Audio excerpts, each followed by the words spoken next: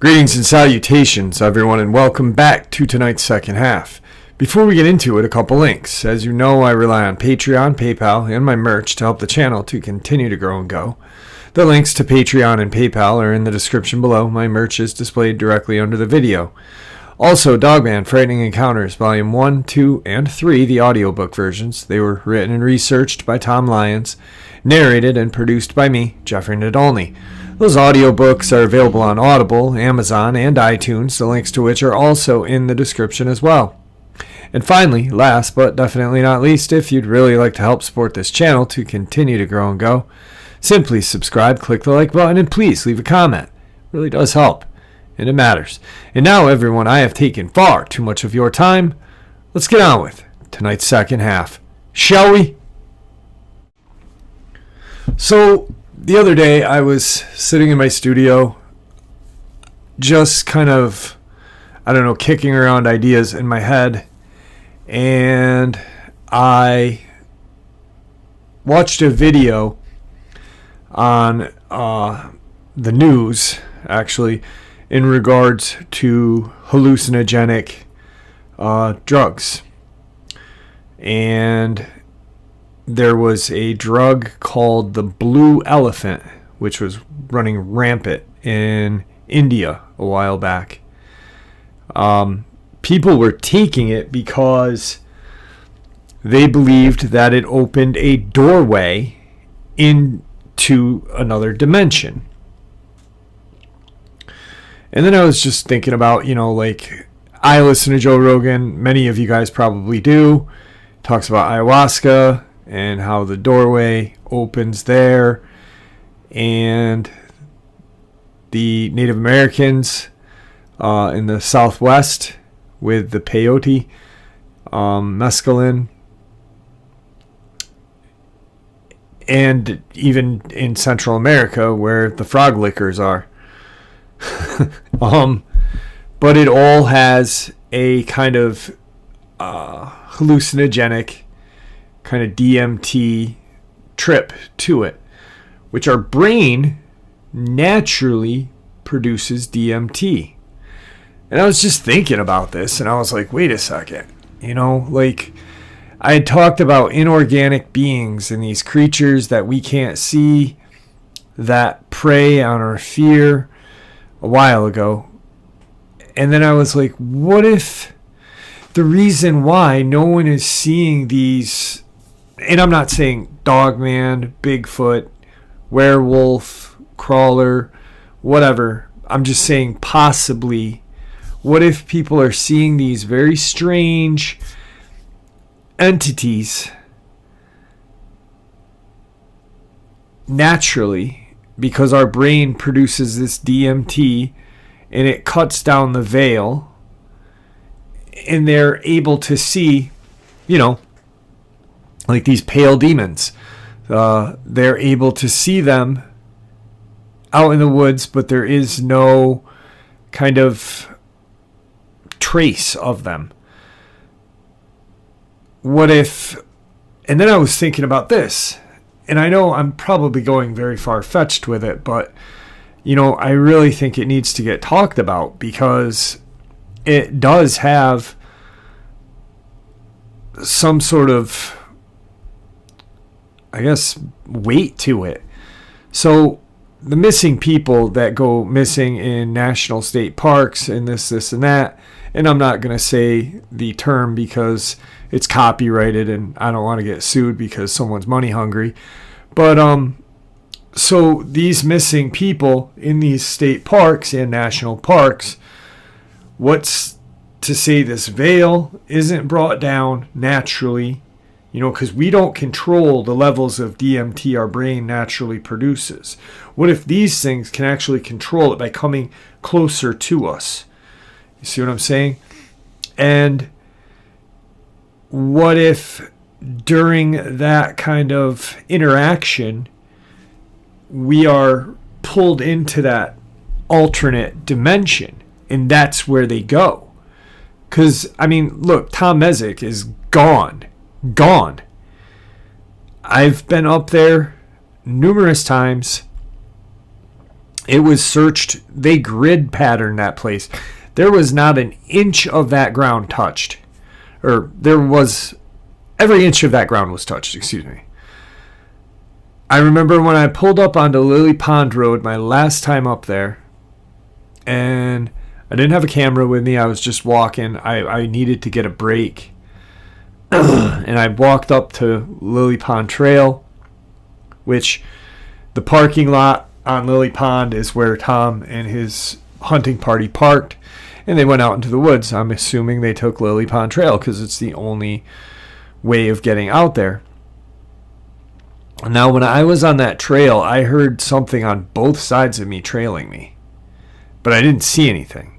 And every time I've been up there, I've had these weird kind of like almost out of the corner of my eye kind of look, you know. Sorry about that motorcycle that went by.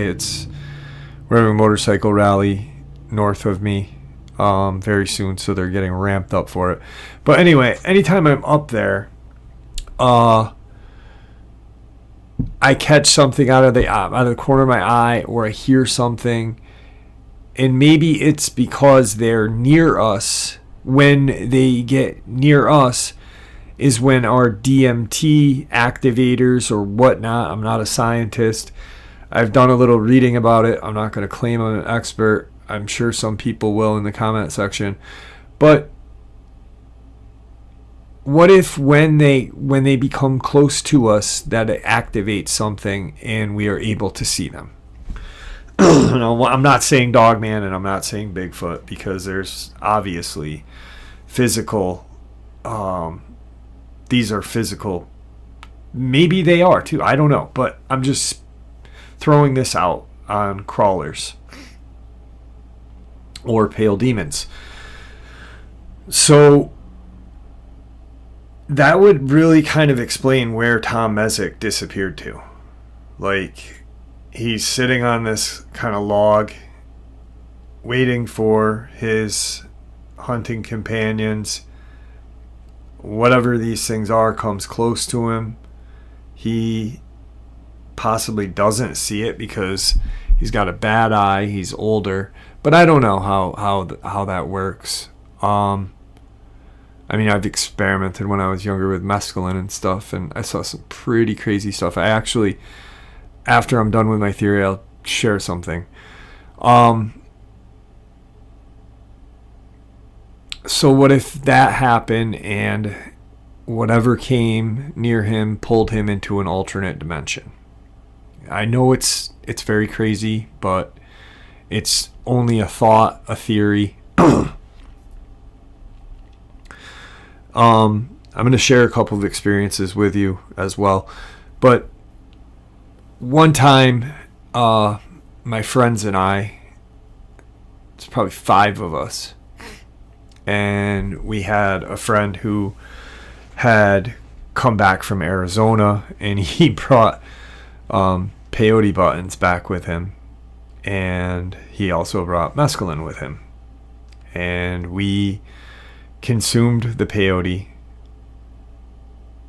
I remember eating the button. I remember getting sweaty. And next thing I know, we are in this field by the Hudson River in the mountains, running through the woods.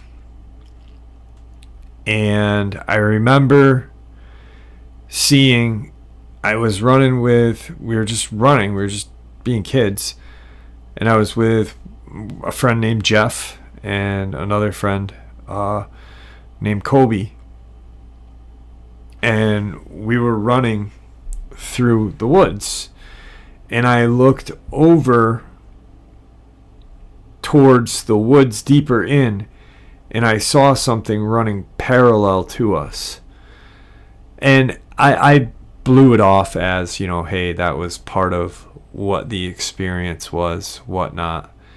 And then after the night was done, I remember we were all sitting there, and I had this very strange kind of, I went blind almost, but I could hear everyone talking for what seemed like a long time, but probably was no longer than 10-15 seconds. But it was very scary. And maybe that was like the bringing me back to our reality. I don't know. I've been thinking about this, and there's a reason why our brain produces this DMT. There's a reason why all of these indigenous and ancient kind of cultures practiced these kind of DMT medicinal trips and journeys. So maybe there is some sort of truth to this. I'm not sure. I'm not an expert, like I said, but it's just kind of something to think about. And let's get into some encounters that I feel one actually can kind of add some weight to what I just shared. Tonight's first encounter. I grew up in Orange County, California, but there were some pretty wild places around us, believe it or not. In high school, we went out to this place called Black Star Canyon in Cleveland National Forest. Large, densely wooded area of oak that stretches from OC to San Diego, almost to the border. It even contains Marine Corps Base Camp Pendleton. Anyway, we had been told this place was haunted growing up. Turns out the story is that there was a tribe up there that was slaughtered in the 1800s by hired fur trappers because they kept stealing the Mexican ranchers' horses for meat. Enough said for a bunch of dumb high schoolers. So we planned a night hike to this place. My friends and I did stuff like this all the time. I consider myself pretty skeptical, and luckily most of us were pretty level-headed. This area is pretty known for mountain lions as well, so we were on guard and in agreement to turn around at any sign, even if just one of us wanted to go. So the way the trail works, you park at a forestry gate. You start to walk along old asphalt narrow road. That's mostly dirt from when there were sparse houses in the 50s and 60s before the floods washed them out and the land was committed to NFS, eventually turning to full hiking trail. Along this road is a line of barbed wire, as well as all kinds of signs warning you not to cross. So here we are, typical idiots walking a road on a hardly silvered moon pitch black night after midnight, and not using our flashlights to add to the flare. Well, as we go and venture deeper and deeper down this road, which we had never been on, mind you, I kept seeing what appeared to be a cowboy leaning on a wooden fence post, holding the barbed wire. Just kind of leaning on it, but distinctly looking at us. I'm talking full-blown cowboy brimmed hat just leaning, but it's just a silhouette out the side of my eye, and every time I look straight, there's nothing there. I'm telling myself I'm logical and push it off as a trick of the eyes to keep myself cool. But I keep seeing the MFer every 10 seconds or so. But don't say a thing to the rest of the guys. We get to a point where we've been walking for over an hour and debate on heading back just because of time. Just then my friend goes, "Oh yeah, I keep thinking I'm seeing a cowboy along the fence line." I know crap felt my stomach drop. I couldn't believe it. These were plain wooden fence posts, maybe typical 4 foot or so, with mostly fields behind them. There's no way that looks like a person, so I open up about it as well and we agree to turn around. Just then my other buddy starts flipping out, ripping his shirt off, screaming that he's getting stung. We're all confused looking at him like he's crazy, but he insists a bee or something just stung him. So we turn our lights onto his back and look, as 3 distinct scratches from stretching from one shoulder diagonal to the opposite hip, drawing blood. We're done, needless to say, after this, and made it back to the car without further incident. You can probably argue the shadow was coincidence in the dark, and shapes playing tricks for sure. I'll give you that. But throw in the scratch in a way that we watched it happen right as we're discussing this cowboy. This area ended up being used in a haunted TV show once. It's pretty cool, and I've been back there since, but only during the day. California has more to it than you'd imagine. Tonight's second encounter. Alright, so I'm going to start off by saying that this is a second-hand account, and I'm actually upset that I missed it, but that can't be helped. My girlfriend went to go get some food. She came back 15 or 20 minutes later, and she was like, "I saw a monster in the park." At first, I didn't believe her, but after a bit of questioning, she was serious, so we immediately get into her car. She puts the food in the oven so it won't get cold, and drove over there. And there was nothing, of course. I was actually hoping there'd be Halloween decorations or something, but no.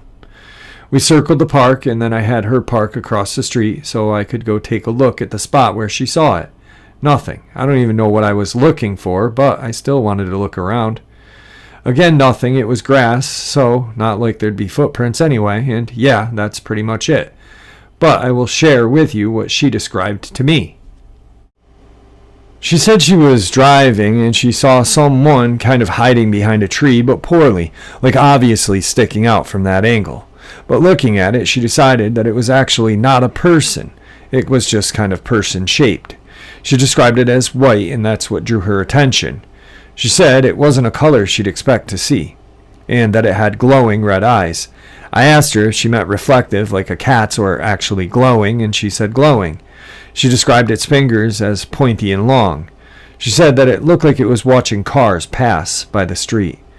She said it was kind of hunched over, so she couldn't be sure how tall it was, but she had guessed around her height, 5 foot even, while in that position. Definitely taller when fully upright. She was driving past, so she said she only saw it for 4 to 5 seconds. Based on what I saw, there were 2 trees, maybe 4 feet apart, and they were maybe 30 feet from the road. I'm not great at math or measurements, so those numbers could be off, and I don't know if this is relevant or not, but we are in Oak Ridge, Tennessee. And yes, I'm a bit of an amateur paranormal nerd. I like to watch YouTube videos and read things about these kind of things, but I'm not claiming to be anything close to an expert. I have no idea what she saw. It sounds like a crawler. And really, I know very little bit about these things. So yeah, I don't really think I'm trying to accomplish anything by sharing this. Tonight's final encounter. I had my crawler sighting in the forest of central Connecticut several years ago in broad daylight. You never forget it, as you will see for yourself if you have one, and you will find yourself analyzing each component of the whole experience over and over again. I also have nightmares from time to time, but nothing too traumatic. Mostly I see its skin. The way it looked, so oddly uniformly gray, almost translucent in fact. The limbs were very long, not human-like at all, and I felt a male presence to it for some reason. The eyes were very large, oval, and deep black with no pupils or any other hints of color, just demonic black. The body was long, and I judged it to be over 6 feet 5 inches tall. It stepped out from behind a tree across from me and took a quick look at me, then went down on all fours and crept away at an inhuman speed through the forest away from me. I'm totally dumbstruck, just stunned, but I was also frightened and took off like an Olympic sprinter at the age of 60. I wish I could offer you more of the exact explanation for what they are. Opinions vary, as you know. I will say this, more and more people are having these sightings. I discovered after a sighting that a local woman that lived near the forest fancied herself as a sorceress and was caught conducting a summoning ritual to a demon in that forest. My neighbors who caught this woman doing the ritual took me to her abandoned ritual site, where she had carved symbols, apparently the demon's name, onto several rocks. She then used to build a circle along with other rocks surrounding several burnt black candles. My neighbors believe that what I saw was summoned somehow in this ritual, but I can't be too sure. But maybe she opened some sort of dark portal. If you've ever heard of Aleister Crowley, a famed now deceased occultist and alchemist, among other things, He conducted numerous rituals that ended up opening a doorway through which the entity he called Lamb came through.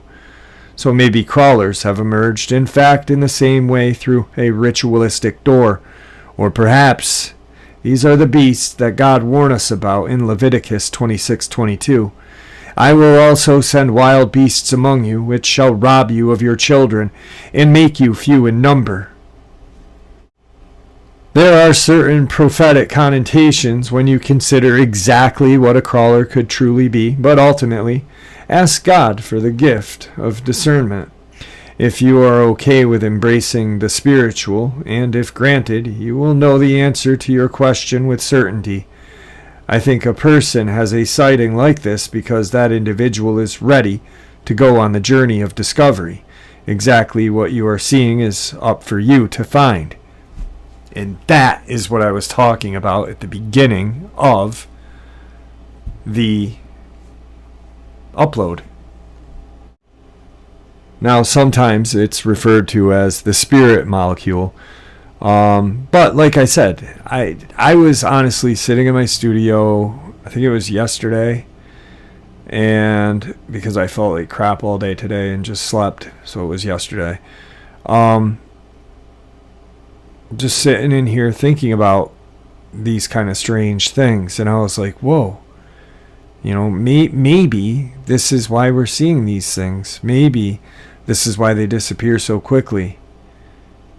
I'm not saying that they're not there, but who knows what else is. So, anyway, I hope you guys enjoyed tonight's second half as much as I enjoyed sharing it with you all. And I want to truly thank you all for your support. May the Great Spirit watch over us all, and may He guide us down that path that we call life.